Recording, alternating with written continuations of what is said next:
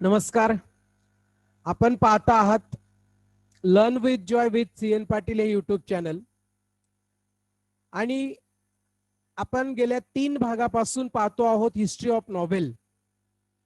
12th इंग्लिशचा last section मधला पहिला पार्ट, त्याचा हा 4th part, history of novel. Elements of novel आता आपण या पार्ट 4 मध्ये पाहणार आहोत. नॉव्हेला, नॉव्हेल और नॉव्हेला, there are 6 elements essential of novel or novella. All these factors may be related to the one another in the work by an author. कादंबरीची जी काही elements आहेत, घटक आहेत, ते 6 आवश्यक घटक आहेत आणि हे सर्व घटक लेखकाच्या कामात एकमेकांशी संबंधित असू शकतात. म्हणजे कोणता घटक हा जास्त महत्त्वाचा असं आपल्याला करता येणार नाही. ते एकमेकांशी रिलेटेड आहेत. लेखकांचं जे काही काम असेल त्याच्याशी रिलेटेड सगळे घटक असतात, एलिमेंट्स असतात. त्याच्यात आपण पाहूया एकामागून एक theme. Theme is the central idea in the novel which can be expressed in the nutshell.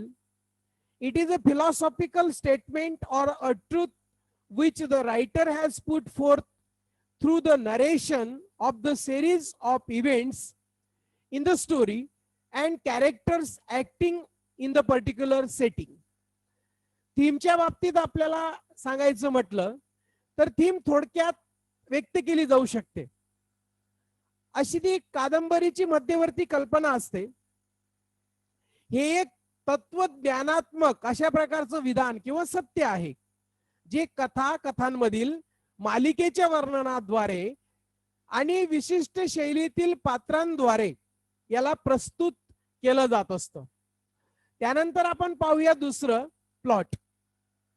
Plot is essential the story of the course of events that make up the theme.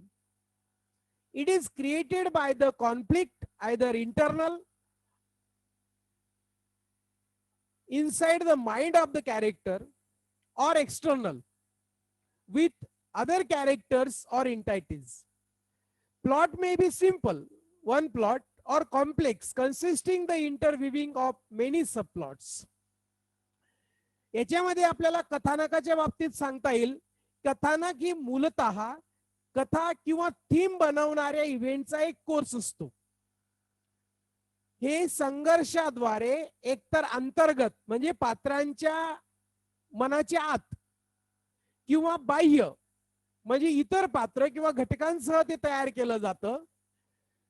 Plot तसं पाहिलं तर सोपं म्हणजे एक plot असेल किंवा complex म्हणजे एकापेक्षा अधिक उपप्लॉट ज्याला आपण म्हणतो सब प्लॉट, त्या दोघांमधलं एक विणकाम असू शकतं. इंटरव्हिविंग असं काही नाही की फक्त मेन प्लॉट इम्पॉर्टंट असतात, सब प्लॉट इम्पॉर्टंट नसतात. Both are interweaving. So that's why both plots are important, main plots and sub plots. नंतर पाहूया आपण आता characters. Characterization is related to the plot as the course of events takes place because of the certain behavior of the characters. Depiction of character can range from a thumbnail sketch to deep, wordy, highly detailed verbal sketch. The important character may have been described in its every aspect by the writer.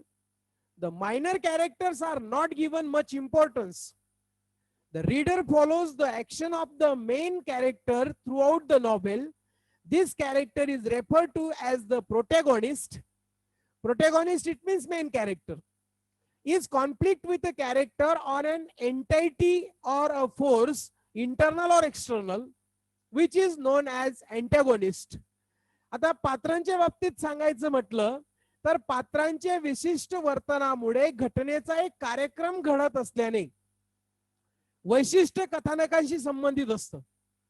आणि thumbnail sketch पासून खोल शब्दशः आणि अत्यंत तपशीलवार शाब्दिक रेखाचित्रापर्यंत वर्णाचं ते चित्रण असू शकतं.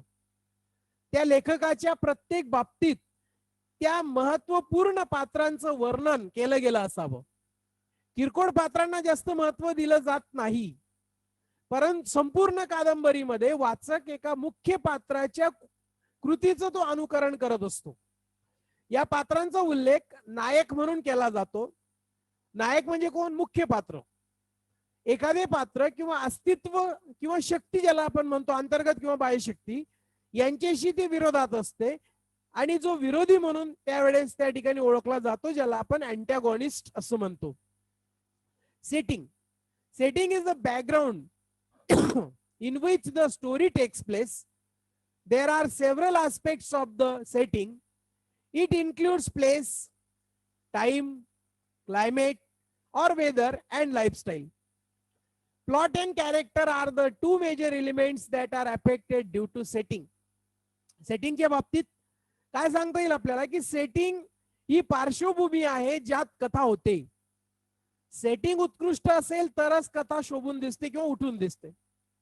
सेटिंगचे अनेक पैलू आहेत ज्याच्यामध्ये स्थान, कालावधी आणि हवामान आणि एक जीवनशैलीचा समावेश सुद्धा त्याच्यामध्ये असतो.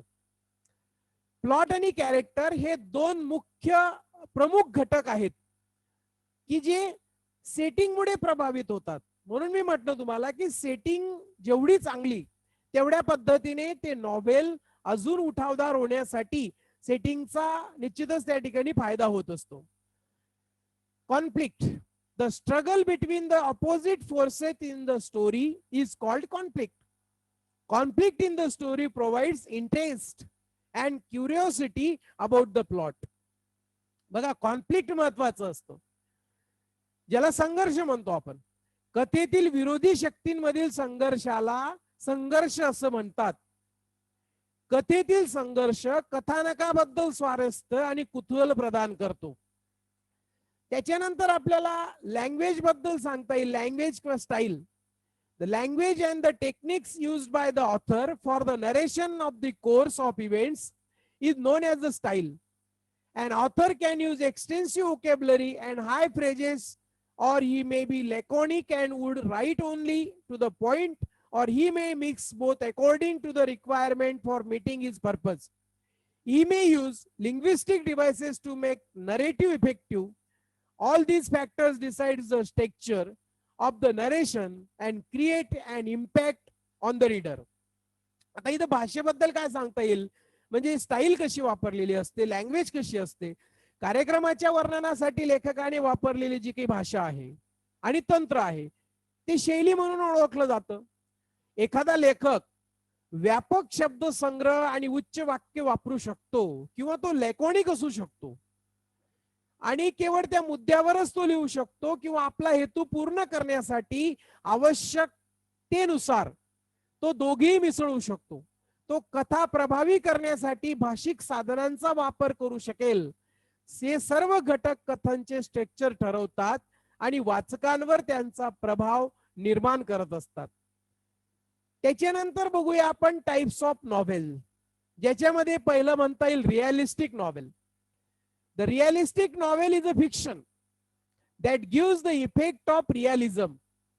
Sometimes this is also called a novel of manner.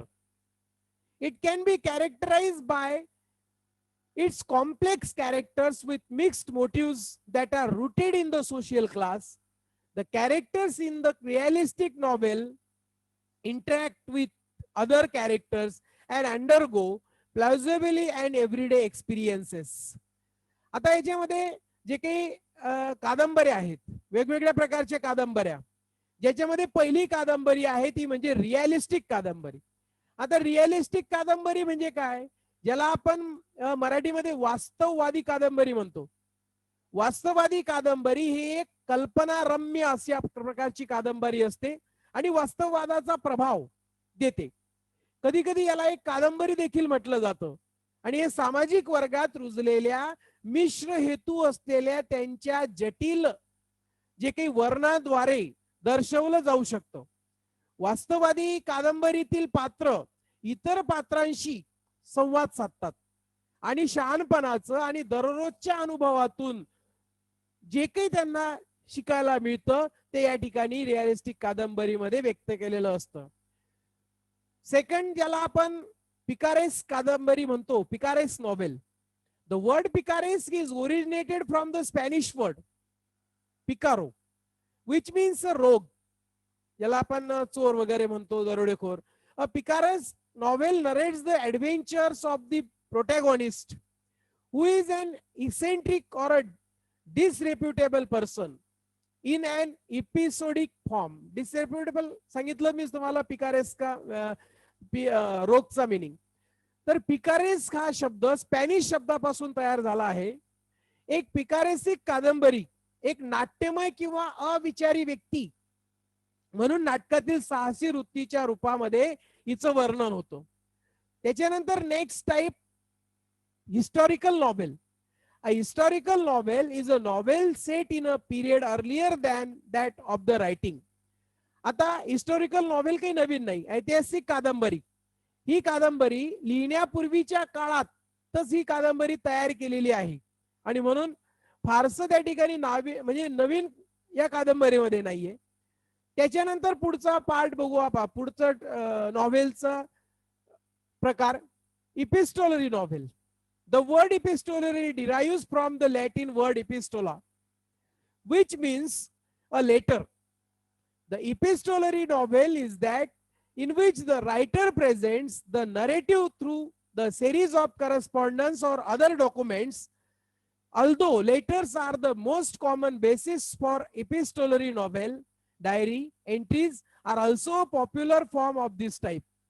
Epistolary हा शब्द म्हणजे इपिस्टोला या लॅटिन शब्दापासून तो आलेला आहे, ज्याच्यात एक अक्षर पत्रिक कादंबरी पत्राद्वारा चालवलेला प्रकार असतो या कादंबरीमध्ये, आणि ज्यात लेखक पत्रव्यवहार किंवा इतर कागदपत्रांच्या मालिकेद्वारे कथा सादर करत असतात.